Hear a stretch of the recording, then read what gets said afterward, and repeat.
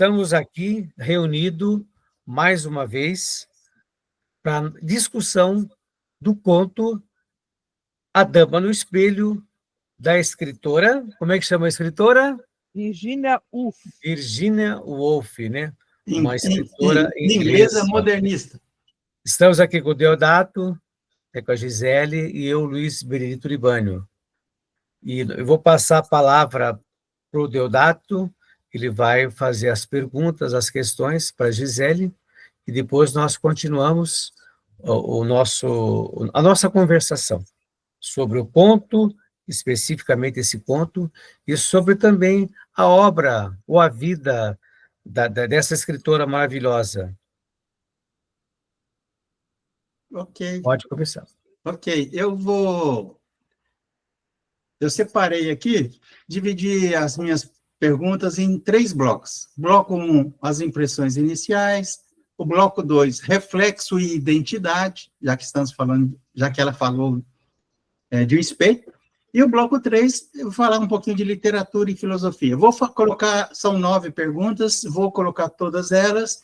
A Gisele, como nós combinamos antes, fique à vontade para responder em sequência, não responder, analisar como quiser. E você, Libânio, também, fique à vontade para contribuir, tá bom? Ok. Bloco 1, impressões iniciais. Primeira pergunta, o que mais chamou a atenção no conto, Gisele? O espelho, a personagem Isabela, ou a forma como a história é narrada? Essa é a primeira pergunta. Forma... Já pode Desculpa, eu vou fazer todas as perguntas, tá bom? Eu ia fazendo e ia responder, não é assim? Pode ser, então. Pode responder a primeira. Acho que é a forma narrativa.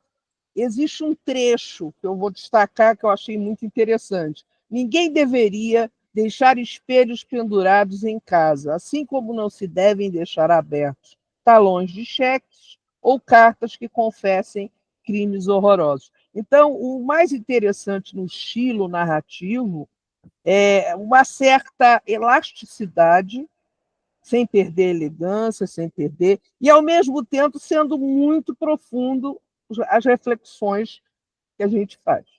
Tá, segunda pergunta. Bacana, Gisele. Gisele, como você vê o papel do espelho? Ele reflete ou distorce? Bom, em algumas ocasiões ele reflete, em algumas outras ele distorce. Depende do teu momento psicológico. Como a Virgínia focaliza uma mulher da época dela, há notórias críticas na maneira de ver os outros e se ver refletido no espelho. Ok. Gisele, o conto parece para você mais uma descrição ou uma investigação sobre a personagem?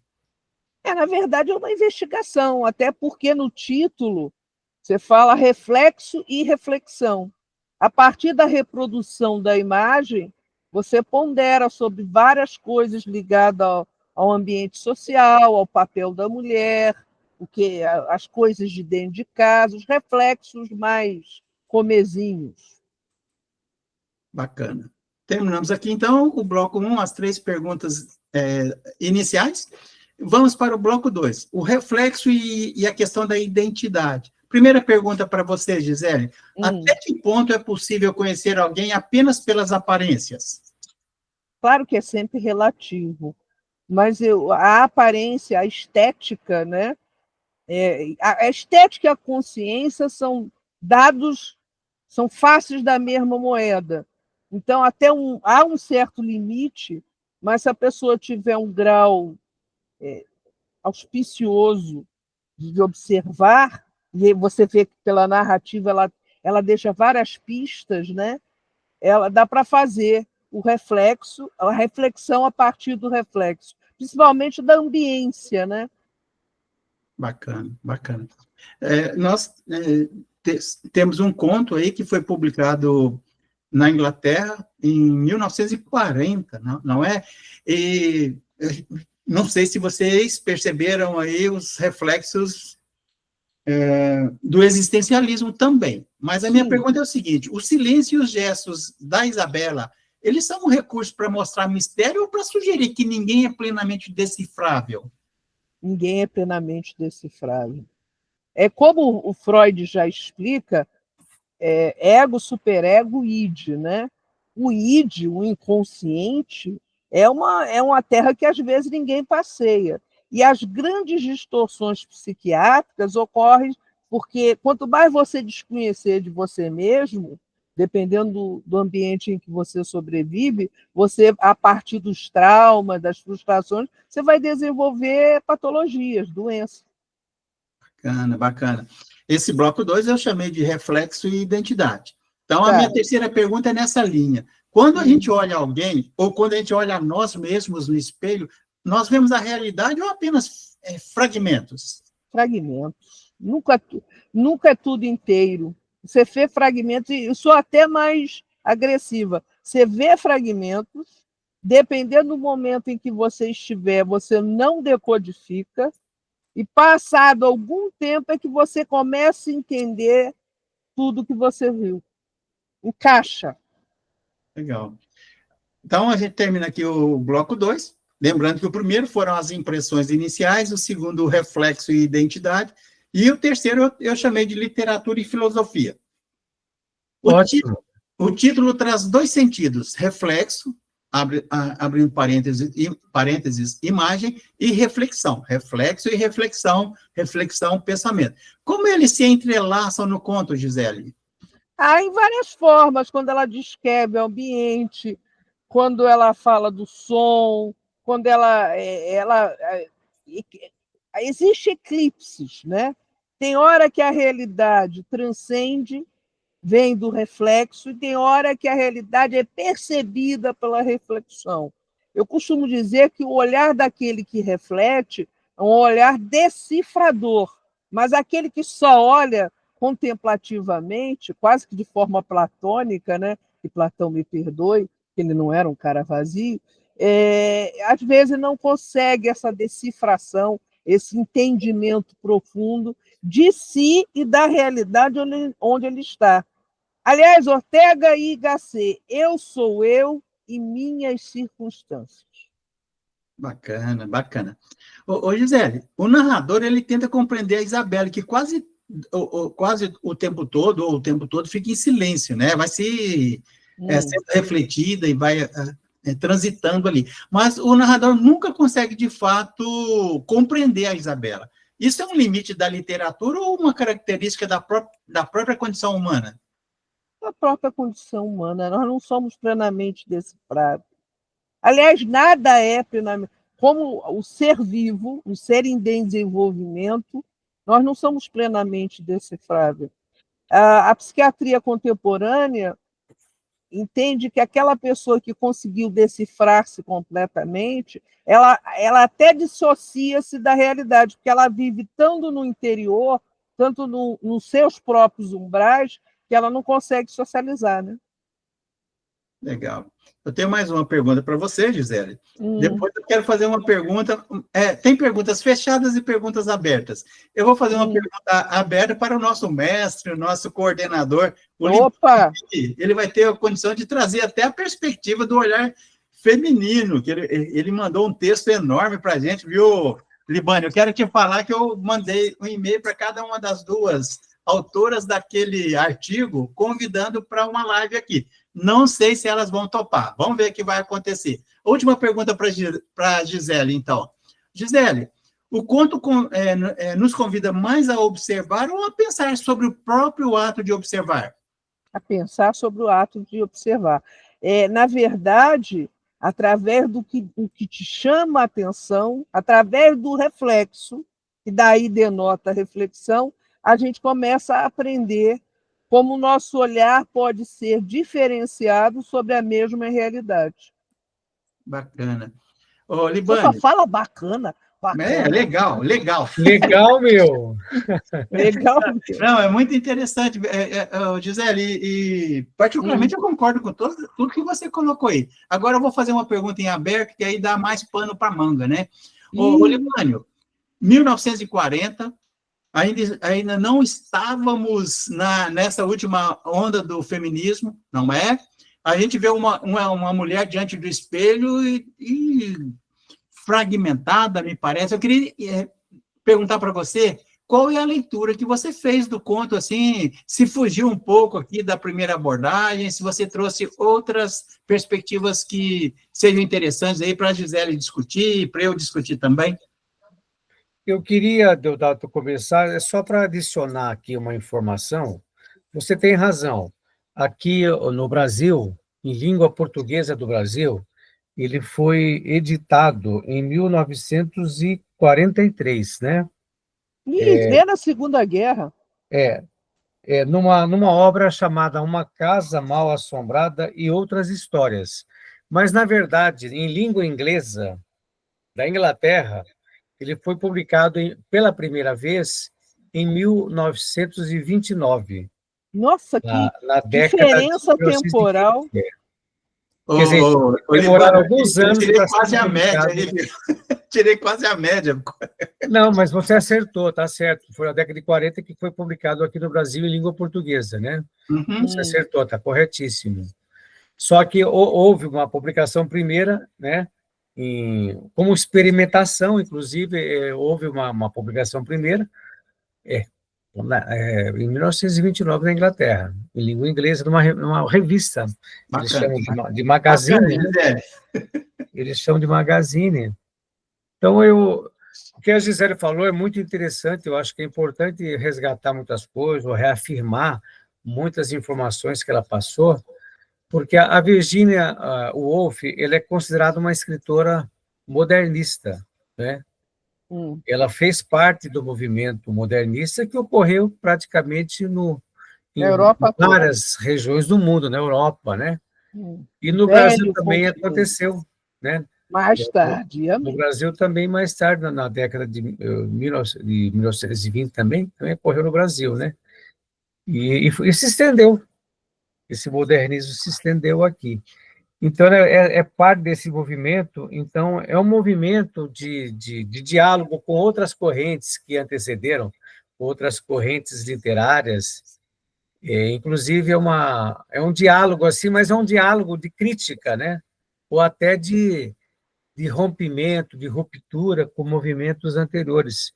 Eu falo desse caso em relação, por exemplo, ao naturalismo, ao realismo, né? Então, a Gisele falou muito bem, o espelho, ele reflete, vamos dizer assim, quer dizer, ele reproduz uma imagem, mas esse conto, ele vem trazer um conhecimento para nós, ele vem trazer um saber para nós, que é difícil você buscar, através do espelho, a essência da pessoa, o interior da pessoa. A Woolf, ela estava interessada em captar o que anda no pensamento das pessoas. É o mais o social, né? Na vida interior das pessoas, a psique das pessoas. O realismo se preocupava muito em captar, né, a parte externa das pessoas. Então, ele descrevia muito bem as personagens, o cenário, o tempo.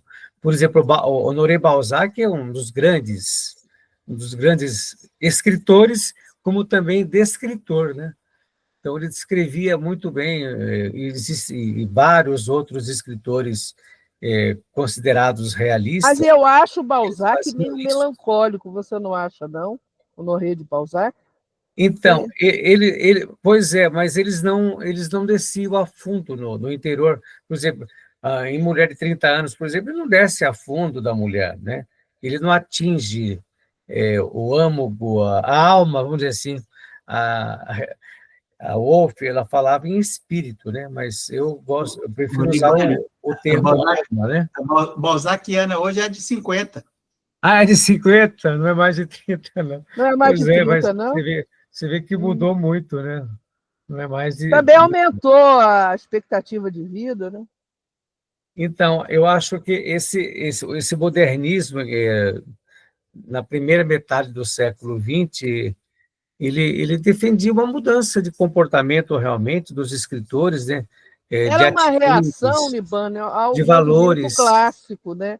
Ele tenta dar uma repaginada. No meu entender, desculpe a sinceridade, alguns modernistas eu acho muito falsos, porque eles têm as mesmas tintas, só que eles fazem a paleta diferente.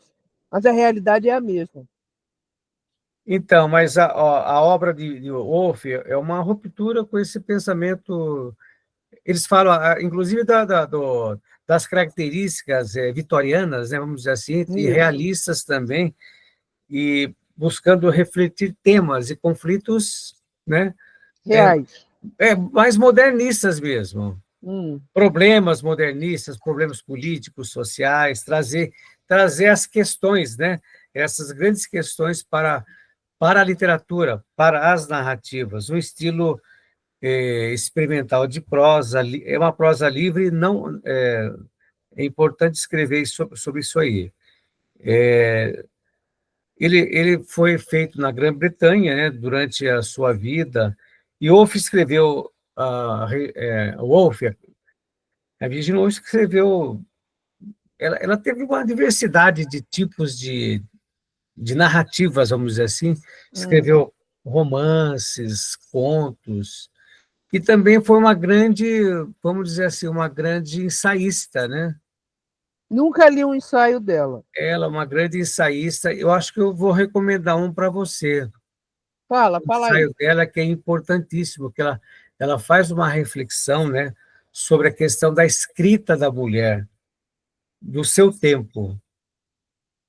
E ela faz, inclusive, depois eu quero ver o nome desse livro aí, para sugerir para você, porque ela faz uma reflexão do papel da mulher, das dificuldades da mulher, Que não mudaram muito.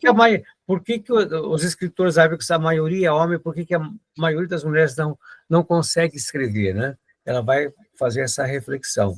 Não é porque elas não têm competência, não. Não, repressão.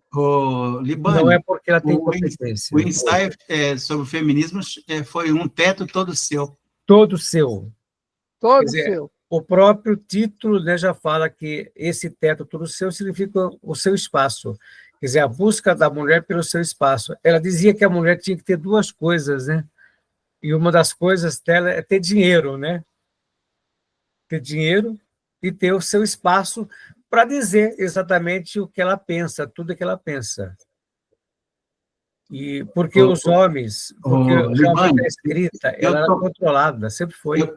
Eu tomei um cuidado enorme quando eu estava lendo o conto, para não cometer anacronismo, né? Que era um outro período da história do feminismo.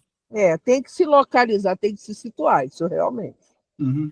Mas o curioso, desculpe interromper, mas não, o curioso... mas ela foi uma escritora que tanto foi para o lado feminino e também para o lado do feminismo, né? São duas coisas interessantes. Naquela época, Naquela época, ela já era uma pessoa muito avançada para a época.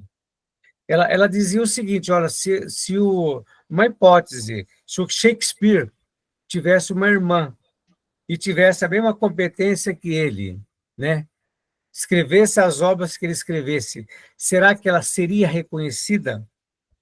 Provavelmente não. Como ele? Interessante. Né? Então, essa obra eu aconselho para quem quer escrever, né?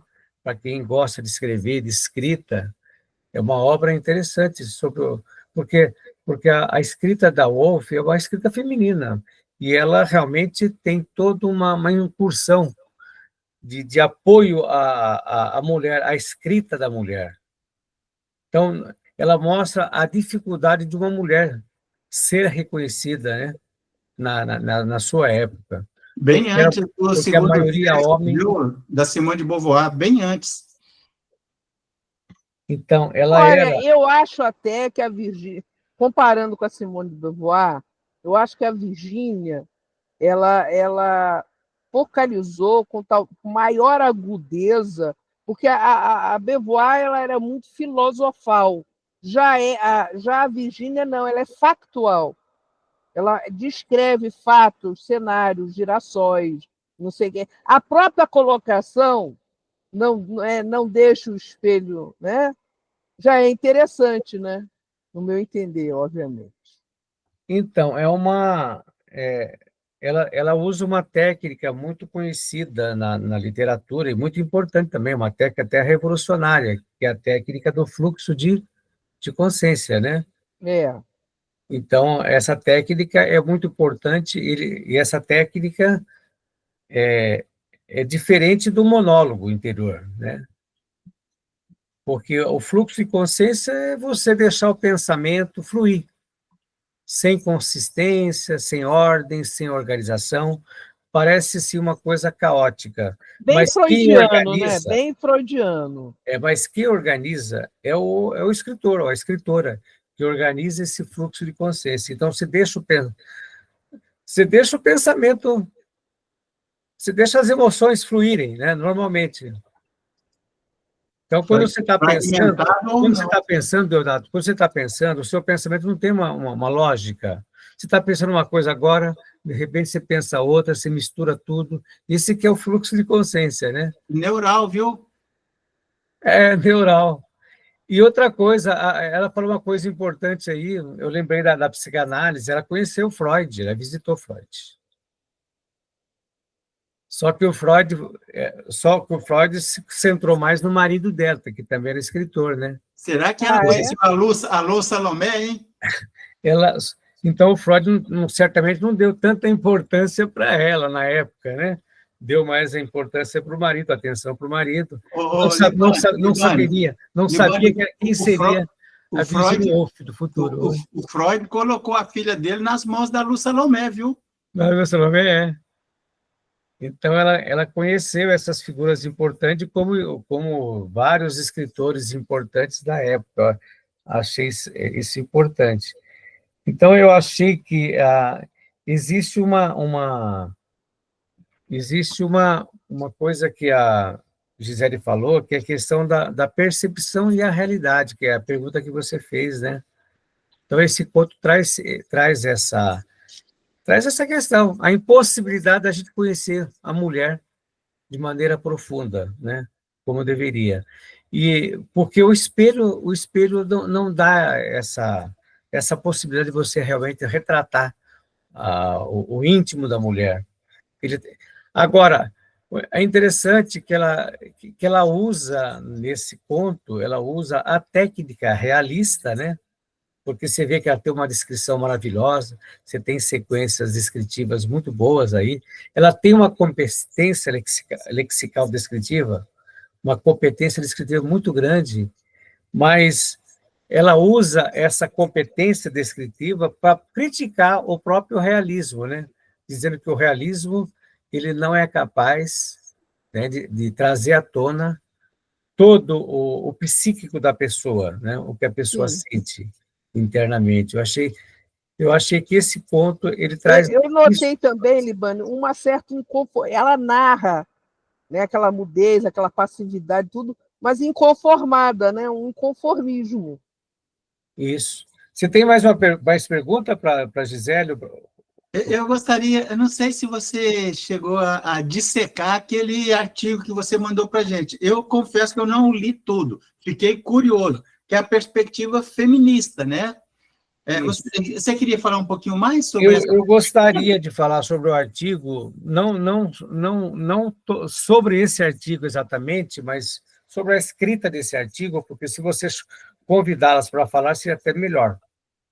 Eu acho importante que as próprias autoras possam falar sobre esse artigo. Essas que são duas, foi escrito a duas mãos. Eu achei o artigo maravilhoso, muito bem escrito, né? Um artigo bom, e eu me identifiquei com esse artigo bastante. Ele tem, acho que, 9 páginas. É um artigo até curto, 9 páginas, e eu me identifiquei com os aspectos que ele traz ali nesse artigo e o que as autoras trazem para nós. Então, ela está trazendo algumas coisas que eu estou trazendo aqui também, porque eu li 2 vezes esse artigo. Eu acabei lendo 2 coisas, e ele trouxe luz para a gente fazer essa leitura. Não é um texto fácil. Por exemplo, nesse artigo, ela fala que quem narrou isso aí não foi um homem, ela acha que é uma mulher. Ela acha que é uma narradora que narrou esse conto aí, a Dama no Espelho. Ela acha que é uma mulher. E ela acha também que a mulher e a Isabela Taylor, Taylor, né? Elas podem se confundir. Não é Tyson? Tyson, Não, desculpa, deixa eu Tyson. ver, Tyson. Tyson. Isabela. É Deixa eu ver Tyson o mesmo. nome dela. É Tyson? Sei que Tyson. era Taylor. É com T o sobrenome. Então, ela acha que a narradora e essa personagem Tyson. pode ser a mesma pessoa. Então, é uma escrita muito interessante. Eu acho que a Virginia Woolf tem um lirismo, né, para escrever, uma coisa muito importante. A descritiva E dela é bem... E eu, pelo histórico, né, por esse livro que ela escreveu, que você colocou aí, esse ensaio que ela escreveu, e pelas obras que ela tem também, é uma posição de mulher. Uma posição de mulher, realmente, né, escrevendo... Na verdade, ela está criticando o ponto de vista masculino sobre a mulher. Porque ela diz o seguinte, ó, uma mulher que está... um homem que está diante da mulher, ele se sente, quando ele vê a mulher, ele se sente superior, né? A mulher. Então, ele não considera a mulher como uma pessoa digna de conhecimento. Cidadã de segunda classe. Então, eu achei esse ponto esse artigo um artigo muito interessante, realmente. Eu acho que ele foi escrito em 2022. É um artigo relativamente recente, que trouxe a luz para nós, porque a gente quase não acha também a análise desse conto. Quase 100 anos depois que o conto foi escrito. Então, quase 100 anos, a gente não acha, não é? Mas ele foi escrito em 1902, parece que foi feito lá pela Universidade de Brasília, a UNB, né? Eu achei esse artigo maravilhoso. Eu até queria ver mais no final aqui, que eu achei uma coisa fantástica. Então, aqui, ó, ao longo do conto, Virginia Woolf, ela usa a mímese. Tem gente que fala bimese, mas eu falo mímese. Mímese, né? Uhum. Realista, ela utiliza da mímese realista, que são detalhes de descrição do mundo exterior, principalmente para apontar as inadequações dessa própria mímese. Então, ela escreveu esse conto para criticar a corrente realista ou vitoriana, né, que privilegia os detalhes de descrição, como vários escritores realistas fizeram, não só Balzac, mas na Rússia também tem um escritor bem realista muito famoso, né, que escreveu Ana Karenina, Tolstói, né, Tolstói. Leon Tolstói. Libânio. De uma competência descritiva muito grande, você fica assim encantado. Mas de Tolstói, o livro que eu mais gosto é O Idiota. O Idiota, né? Sim, muito eu conheço. Bom. Eu já li O Idiota.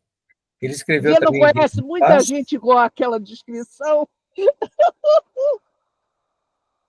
Então, eu vou só terminar, deixa eu ver o que mais pode... assim, a própria que falha, essa mímese realista, ela falha em alcançar o interior das personagens, que a Woolf usa espírito, né? Eu prefiro usar Hoje a gente, como a psicologia estava mais avançada hoje, naquela época não estava tão avançada assim, a gente usa a psique humana, né? Um detalhe, Libânia, a mulher que não se submetesse àquele padrão social, ela era considerada louca, insana. É verdade. Libânio, eu vi assim, tamanha assim, perspicácia, me pareceu imagina você uma metralhadora giratória silenciosa, com silenciador. Por que eu falo isso?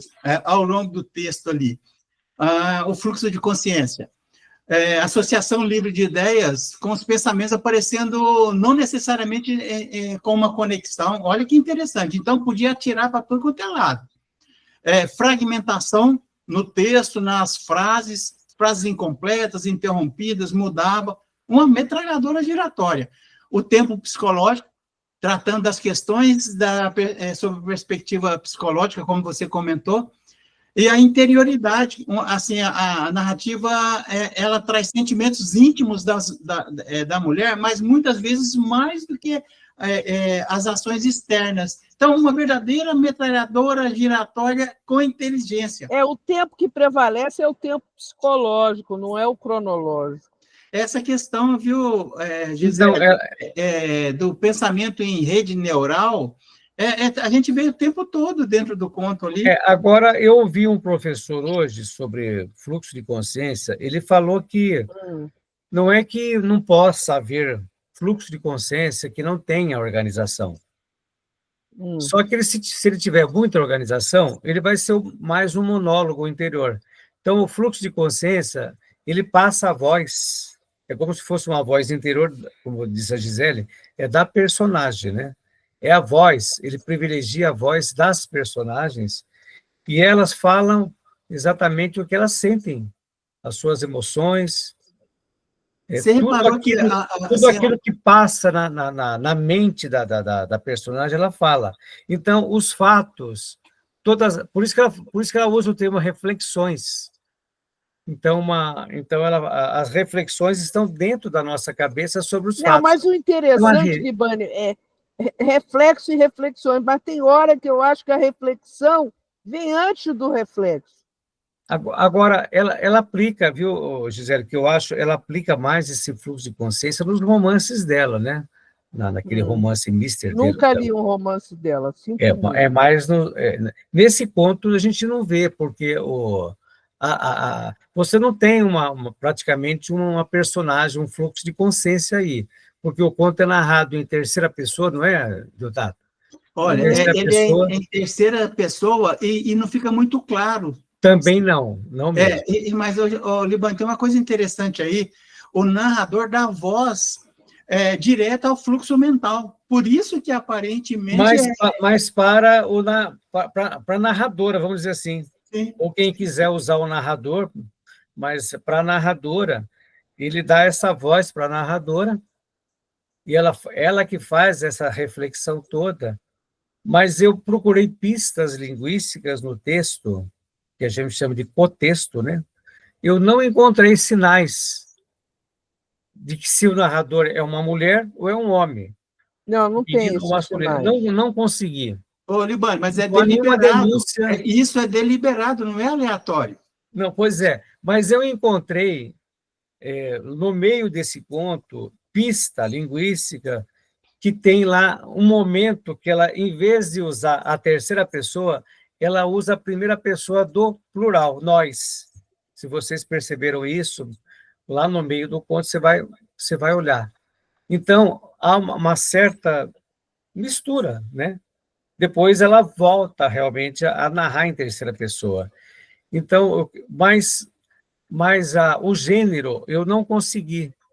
Então, eu estou optando por considerar pela história literária da Virginia Woolf, que essa personagem que narra seria realmente uma mulher, né? Estou considerando. Então, aí eu estou com as duas professoras. Aí depois você pode se você conseguir uma entrevista com elas, você pergunta isso. Eu não vou perguntar para elas, mas aqui para a gente eu vou perguntar, será que isso não é um anacronismo da parte delas? De quem? Das duas professoras. Fora do ar, eu vou perguntar para elas se eu posso, no ar, perguntar isso para elas. Ih, Jesus! Tomara que você apanhe. Não, mas elas fazem isso, Deodato, elas fazem isso com fundamento. Elas dão a opinião delas, mas elas fundamentam nas obras, em outras obras, obras da Woolf, né? Inclusive essa que você citou aí, como é que é? Um teto todo seu, entendeu? Porque a Virginia Woolf criou uma narradora, né? Ela criou uma narradora. Então, acho que para entender um pouco o conto, ele precisa a gente conhecer um pouquinho mais, até outras obras da Clarice, para a gente poder entender um pouco melhor esse conto. Então, essas duas escritoras que escreveram esse artigo, eu aconselho que seja lido, ele é fácil de entender. Ô, Libane, você sabe que ela teve crises de saúde mental e se suicidou em 41. Pois é, você sabe que ela foi criada, naquela época a mulher não podia estudar, né? Elas não podiam frequentar a escola. Os irmãos estudaram, né? Foram para a universidade e ela não pôde ir. E isso é uma frustração dela. Então, ela guardou essa frustração para ela e ela foi educada em Ela casa se pelos suicidou pais. como, hein, Libane? Ela se suicidou num rio. Eu Ai, não sei como é que chama o rio lá na Inglaterra. Ela colocou pedras no vestido dela, no bolso do vestido dela, para ela se afundar. Então, ela morreu, na verdade, afogada, né? Essa que foi a morte dela. Mas ela sofria de muita depressão. Naquela época, a psicologia não tinha essa coisa como hoje você tem, o que seria depressão, né? até hoje, É, Libane, a depressão é muito mal tratada e tratado. diagnosticada. Então, ela sofria muito depressão. E ela escreveu, deixou o pessoal fala bilhete, mas deixou uma carta para o marido, uma carta maravilhosa. Se vocês puderem ler essa carta, Ô, é uma Libane, carta que comove a gente. ô, Comove a Libane, gente pela sinceridade que ela escreve, que ela fala. E ela fala ela fala, olha, ela conversa com o marido na carta, olha, ela pede desculpa para ele, que ele foi uma pessoa maravilhosa com ela, uma pessoa cuidadora, que cuidava dela, sabe? Mas que ela não estava aguentando mais essa pressão, né, psicológica, essa coisa toda. Mas ela eleva muito o marido. O marido foi uma pessoa muito presente na vida dela. é o Leonard Woolf.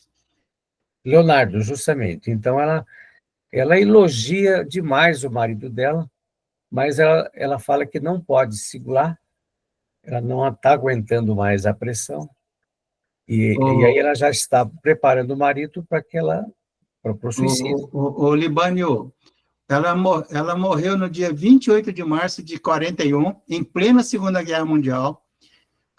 O que você falou, exatamente o que você falou. Ela saiu da casa dela, próximo ao rio Ouse, né? Carregando pedras nos bolsos do casaco. Entrou É do casaco, lentamente. né? Não é vestido, é o casaco, é. Ela entrou lentamente no rio e se afogou. Ela deixou essa carta de despedida para o marido e o corpo dela só foi encontrado algumas semanas depois, em abril de 1941. O Leonardo, ele gostava muito dela. Ele fez a cremação e espalhou as cinzas dela no jardim da casa, sob uma árvore que ela sempre se sentava ali próximo. Não, ela fala que foi o marido que deu tudo para ela. A depressão dela Toda a deve ter atenção, sido terrível. Ela toda a tinha... atenção que ela queria. E, na verdade, ela falou que ia suicidar, sabe por quê? Porque ela não queria mais fazer com que o marido sofresse por ela, né? Ela falou isso. E ela tinha crises psicóticas também. Será que ele não teria esquizofrenia? O texto que eu via falava que ela Ela tinha ouvia vozes, né? Ela fala que sabe? ouvia vozes. Esquizofrenia. É esquizofrenia, não é? Provavelmente. Esse sintoma aí. Viu, Gisele? Talvez pelo contexto em que ela viveu, uma feminista dentro daquele contexto, naquele período, não sei, né? Vai saber, né? Agora, ela foi uma pessoa muito revolucionária para a época, né? Uma época de... Mais do que hoje, né? Em que dominava a figura masculina, em tudo, na literatura, inclusive, né? Na Acho que literatura. eu não sei se a Simone de Porque tinha Beauvoir escritoras... leu o material dela, mas deve ter lido, viu? Olha, tinha escritoras que publicavam livros, e não no nome delas, em nome do pai, de outras pessoas aí, homens, né? Irmãos, não no nome dela. Ou então mudava de nome, para não ser, sabe, para não... Ser identificada. Porque realmente a pressão era muito forte. Ô, Libânio, eu tenho tido um cuidado enorme, eu tenho, assim, um carinho especial pela Luz Salomé. A própria academia no Brasil coloca ela de escanteio. Sim, de escanteio a academia, né? Não considero o pensamento da Luz Salomé. O fato dela ter declinado de 2 pedidos de casamento do Nietzsche, eu vejo os nietzschianos só criticando a Luz Salomé. Que coisa. Você falou, Gisele, a mulher na sociedade e na academia, né? Olha, eu vou falar uma coisa que aconteceu comigo há muitos anos atrás. O cara era major do Exército, era coordenador do curso de Direito, e num rompante assim, muito apropriado. A senhora é uma excelente profissional, excelente professora. Pena que a senhora é mulher.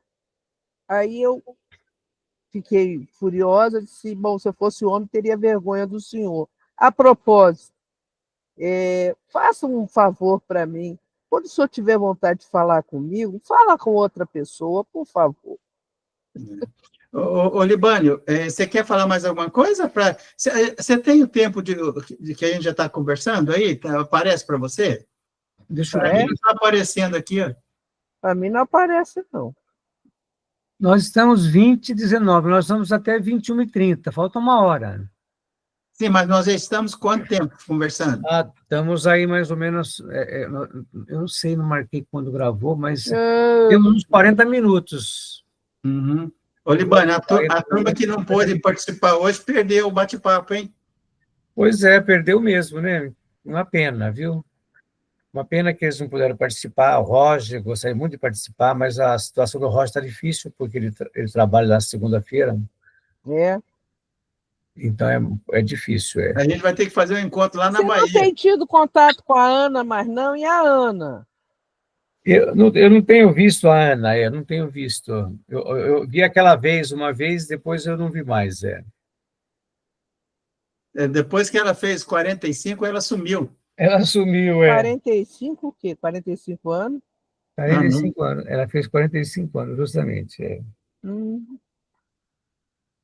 Bom, Tato, o que tem sobre esse romance aí, sobre esse romance, ó, sobre a escritora, é isso aí. Então, eu achei importante, né? Nessa época dela, aqui no Brasil também, nós temos escritores do Brasil que têm segue a mesma linha, estilo, vamos dizer assim, estilo de escrever. A Clarice Lispector, né? No caso da Clarice Lispector, ela também usa o fluxo de consciência.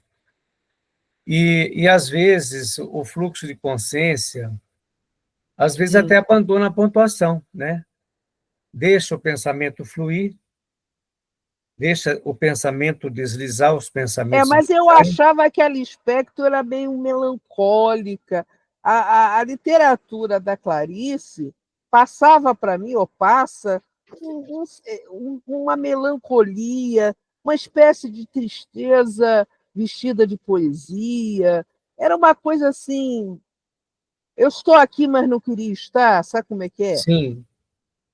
Mais ou menos isso. Então, elas têm algumas coisas em comum do ponto de vista da escrita, né? Inclusive o uso do monólogo, do fluxo, né? Às vezes a Clarice... Tem livros da Clarice, romance, que ela não usa pontuação nenhuma. Ela era ucraniana, né? Ela era. É ucraniana, daqui a pouco justamente. a Ucrânia Ela vai se naturalizou desaparecer. brasileira, né? Porque, pelo que eu estou vendo do andar da carruagem, a guerra da Ucrânia com a Rússia não cessa, né? Ele não quer ceder os territórios. Então, daqui a pouco a Ucrânia vai ser passado, né? Ô, Gisele, um mês antes dela morrer, a Clarice, ela foi participar de um encontro de bruxas na Colômbia. É? Mas ela se considerava uma bruxa, né? Bom, eu me considero também, porque eu tenho nariz grande, ó. Olha o tamanho do nariz. Libânio, mais alguma coisa aí? Não, eu acho que está bom. Eu acho que a gente pode. Eu acho que eu pode encerrar. Eu pergunto, o que para nós esse conto quer dizer? Que sentido tem esse conto para nós, né? Eu acho que é a pergunta que a gente lança, deixa Acho que é a saga da mulher no tempo, né, na história, a saga social, a saga filosófica e psicológica, né? É a percepção psicológica da mulher dentro de um contexto histórico, né, do velho continente. Libânia, eu vi falando do risco de se cometer anacronismo. Rapaz, como é atual esse texto dela, esse conto dela? Eu acho atual, porque nós ainda vivemos, já desse eu usei uma palavra que não foi muito elegante, ainda vivemos no teio da misoginia. Eu percebo, Libânio, vê se você concorda comigo, hoje há uma misoginia quase que assumida, antigamente era disfarçada. É verdade, é verdade. Então, quer ver uma coisa? Eu falei isso hoje para um delegado de polícia, o cara ficou chocado. O homem que comete o feminicídio, ela quer separar, vai embora, ele não aceita. Se não vai ser minha, não vai ser de ninguém. Esse cara não gosta de mulher. Na verdade, eu acho que ele é viado. Porque, desculpe, é homossexual, perdão. Porque, olha só, quem gosta do outro, quem gosta do sexo oposto, vamos falar assim, quem é heterossexual, não vai querer eliminar a vida, a existência daquela mulher, ainda que ela o rejeite. Então, existe uma misoginia patológica, né? Hoje, contemporaneamente, os índices de feminicídio no Brasil subiram mais de 20% se comparado com o ano anterior. Gisele, interessante que você está falando, mas, de certa forma, é um pensamento linear, sabe? Porque o ódio e o amor, eles muitas vezes se confundem. É complicado isso. Olha só, Freud explica isso muito bem. Toda vez que o amor se frustra, há um locus para o ódio. Ninguém quer ser rejeitado. Uhum. Agora, o cara que foi rejeitado a vida toda é momentaneamente aceito por aquela mulher e ela resolve descartá-lo, ele não suporta. É verdade. Não é uma questão. Na verdade, quando ele mata o ser amado, não vai ser minha, não vai ser de mais ninguém. Né? É uma coisa meio poesia do absurdo, né? Eu gosto. E a mulher, em situação parecida, não faz a mesma coisa por falta de condição física. Não, não é, não é. Não é falta de força física, não, que uma arma de fogo, qualquer um pode apertar o gatilho. Não. Ou uma faca para cortar o dito cujo. Isso, aliás, um traficante aqui do Rio de Janeiro capturou um estuprador de adolescentes, ele só estuprava meninas entre 12 e 14 anos, exclusivamente. Sabe o que o traficante fez com o estuprador? Mandou cortar o negocinho dele e fez ele comer. Virgem Maria. Sim. Depois o cara morreu, né, de hemorragia. Os traficantes têm um código de conduta, não de ética. Eles têm um código de conduta. Não aceitam. Deltado, é um compliance. Um código moral, né? Não é moral. Não é moral, não. A moral seria, mas é um código deles. Não aceita estuprador. Mas pode matar vendendo droga, né? Pode, olha só, Libânio, olha o paradoxo. Matar vendendo droga, tudo bem. Matar vendendo droga, tudo bem, né? Tudo bem. Agora, porque o cara atacou um ser feminino, né? E os códigos dos colarinhos brancos? Olha só. Agora eu vou ter que usar. Libânio, a gente já está descambando para todo lado. Você que manda aí, cara. Olha só. Não, tudo bem, tranquilo. Olha só, eu vou ter que usar um cara, Schopenhauer, eu não gosto muito dele porque ele é pessimista. Não existe código de conduta. Na verdade, essas normas e traficantes e bandidos, a banda bandidolatria, porque é idolatrar o bandido, né? Achar que ele está botando ordem, essas coisas todas. Na verdade, isso é uma bobagem. Na verdade, quando ele cria sistemas de controle, não pode isso, pode aquilo, tolera-se aquilo, não se tolera aquilo. Ué, eu tenho um traficante aqui, que ele é da Igreja Universal, e ele proibiu que naquela região onde ele domina tenha terreiros de umbanda, candomblé, não pode ter terreiro de nada que não seja ligado à seita religiosa dele, né? Tem gente que acha isso ótimo, né? E não é verdade, não é verdade. Aliás, alguns bandidos aqui, traficantes, tá, ô Libânio, foram fazer um curso para ser pastor. Eu quase me rasguei de tanto rir, né? O cara viola todos os preceitos bíblicos, sagrados, religiosos. E olha, não é só o catolicismo nem do cristianismo, não.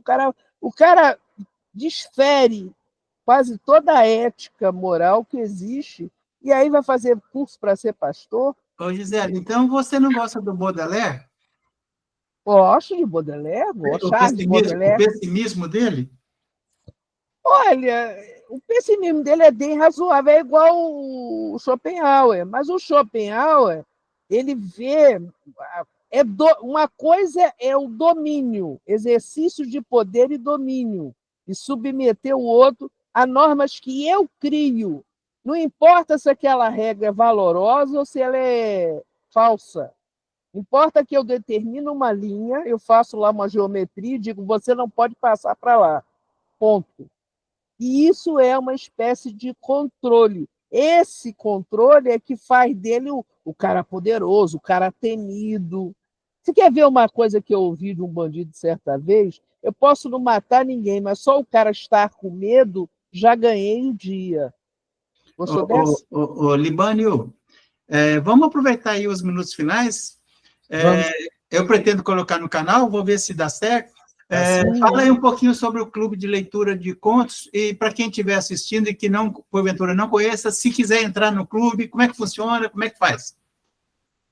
Então, quem quiser entrar no clube, eu tenho um perfil, né, de Instagram, eu vou começar a divulgar, vou fazer um cartazinho, né, para começar a divulgar, e pode ser pessoa, pode participar de qualquer lugar do Brasil, o clube funciona virtualmente, por isso chama-se Clube Virtual Meio óbvio. de Leitura de Conto, né? Então, quem quiser participar, está à disposição, é só entrar em contato conosco. Qualquer um pode participar, Libânio? Qualquer pessoa de qualquer área, né? Qualquer área do saber pode participar. Aliás, esse grupo tem diferentes áreas do saber, né? Aqui, né? Você quer falar não é só pessoa da área de literatura, não. Tem pessoas de todos os campos. Você quer falar o seu Instagram? Parece que arroba, mas é Fábulas na Escola. Fábulas na Escola. Depois você me manda junto com o link aí para eu postar, e eu vou colocar na descrição do vídeo o seu contato. Tá certo. Vai aparecer um monte de fãs suas aí querendo seduzir você, hein? Não, ótimo. Olha só. Ótimo. Falou ótimo. Ótimo, eu vou... Vamos colocar aqui para participar no nosso grupo, né? Legal. Tem muita gente no grupo, né? Que não pôde participar hoje. E os contos, eu queria também depois, não sei se é agora, depois da gravação, e se alguém de vocês dois quisesse escolher o próximo conto, daqui a um mês... Olha você, Deodato, eu escolhi há pouco tempo. Gisele, eu ia sugerir a Ana, para a gente trazer a Ana de volta. A gente fala com ela no grupo. Esse daqui foi eu que escolhi, então eu agora estou livre. Viu? Parabéns, viu? Parabéns. Mas vamos ver se a Ana ou alguém que não esteja tão atuante assim possa sugerir. Tá certo. Bom? A gente aguarda, então, quem pode sugerir. E vamos ver. Se não aparecer, aí fica você, Deodato, viu? Pode ser. Pode ser, Libânio, a gente precisa mandar um abraço aí e mostrar a nossa solidariedade com a Bel, hein? A irmã dela está na UTI. Ah, tá. A irmã da Leonora? Está doente. Está na UTI. que a irmã dela se restabeleça, né, o mais A rápido gente possível, que torce. ela melhore. Aliás, o livro da poesia da Leonora eu adquiri, estou lendo, estou adorando as Que poesias. maravilha, que bom. Então, um abraço à Leonora, a Abraço a parente todos, dela, a todo todos, mundo, a a todos que não gente estão sente aqui conosco. falta, né, para enriquecer o debate. Isso. Aliás, viu, Gisele e Libane, o que eu gosto particularmente desse grupo que você criou, É a primeiro que diversidade. a gente é levado a estudar bastante o conto, isso me agrada demais, demais. Uhum.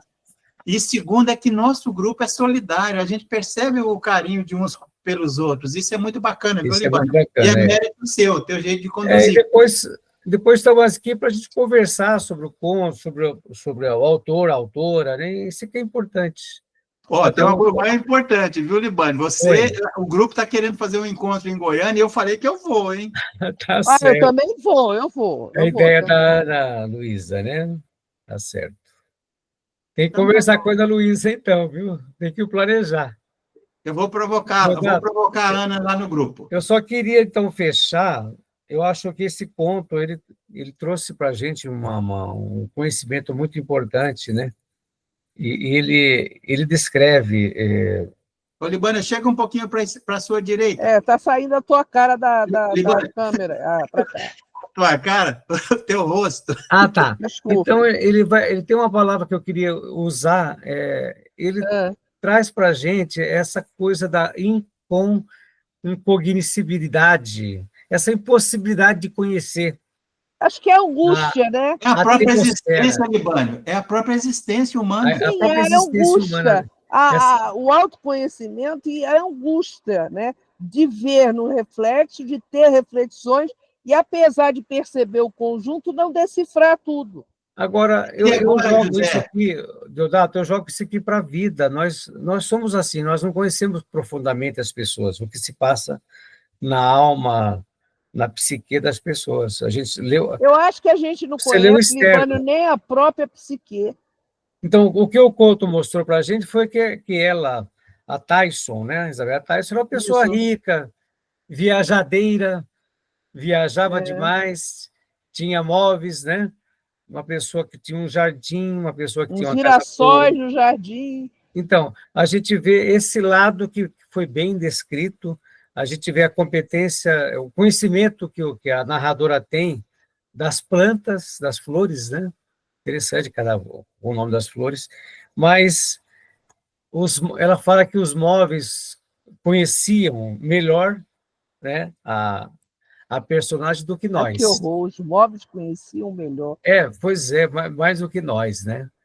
Então, na verdade, o que esse conto mostra é o seguinte: no final do conto se tem um vislumbre da psique da personagem. Aqui estava a mulher em si. E não havia nada, Isabela estava perfeitamente vazia. Essa concepção vem do encontro também com um ensaio escrito pela mesma escritora chamada Mr. Bennett e Miss Brown, em que a escritora critica os escritores da época por não valorizarem os estados mentais dos personagens, dando mais importância à descrição do ambiente. É isso que eu queria trazer. Eu acho que foi uma discussão boa, muito bacana. Eu Agradeço acho que, vocês no estarem fundo, Libânio, essa descritiva, ela é exteriorânea, mas ela é interiorana, porque ao ela descrever do lado de fora, ela fala do interior dela.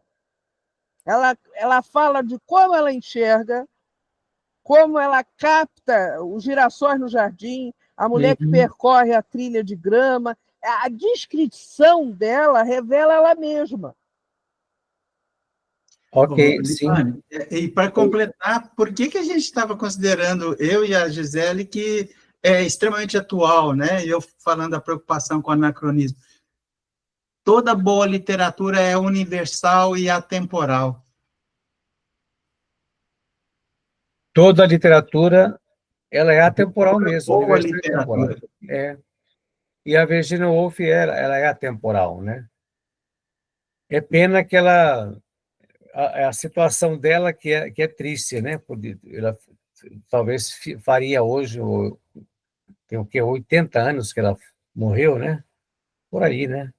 Libânio, muitas pessoas ao longo da história, da filosofia, da história, da literatura, não suportaram o peso da existência humana. O Nietzsche, ela, e muitos outros. A opressão, o Demirval, a opressão de você não ter um autoconhecimento suficiente para suportar toda a situação de você estar encaixado, leva o cara ao suicídio.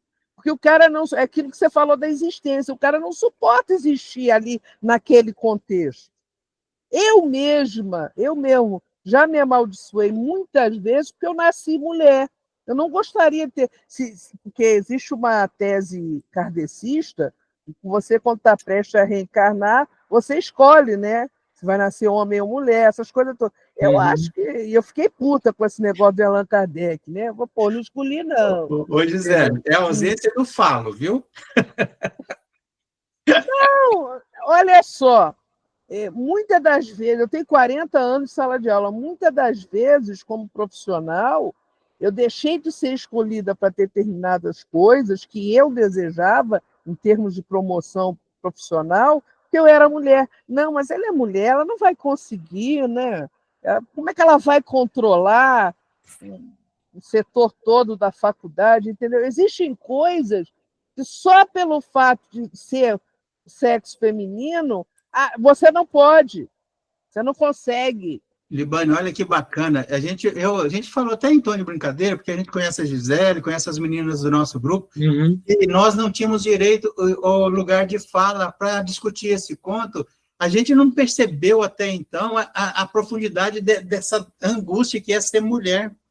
Não, bacana, é profunda. Gisele. Bacana você falar. É profunda. Existem situações que muitas vezes na minha vida, você é uma mulher, você está falando comigo assim, o cara reclamou, eu botei o cara no lugar dele, e ele reclamou, você como mulher, quer dizer, eu não teria lugar de fala por ter nascido mulher. Nossa. A mim só caberia, no caso da Virgínia, a ela só caberia aceitar aquele contexto. Porque não tinha como você se impor. Como cidadão de segunda classe, era o marido que falava pela família. Era o marido que fazia as escolhas comezinhas. Ela, no máximo, escolheria o que ia ser jantado. No máximo. Ok. Libânio, as considerações finais do nosso grupo aí? Gente, eu agradeço a presença de vocês, agradeço àqueles também que não puderam vir, mas estamos abertos aqui, quem quiser participar dessas conversações que nós ainda teremos, várias, né, conversações sobre vários contos, está muito aberto. E eu agradeço ao Deodato, agradeço ao Gisele, foi muito bom. Uma boa noite. Uma boa bom noite. Descanso para todos. E vamos deixar, como pedra filosofal, valorizar todo e qualquer ser humano, independentemente do seu gênero, opção sexual, opção religiosa. Isso, verdade. O importante é o ser humano, né? Se a gente não valorizar o ser humano, não tem dignidade em sobreviver. Beijo. Beijo, muito obrigado para vocês. Tchau. Boa noite. Boa noite. Boa noite. Obrigado. Tchau, Libânio. Fica com Deus. Tchau, Gisele. Tchau, Demerval.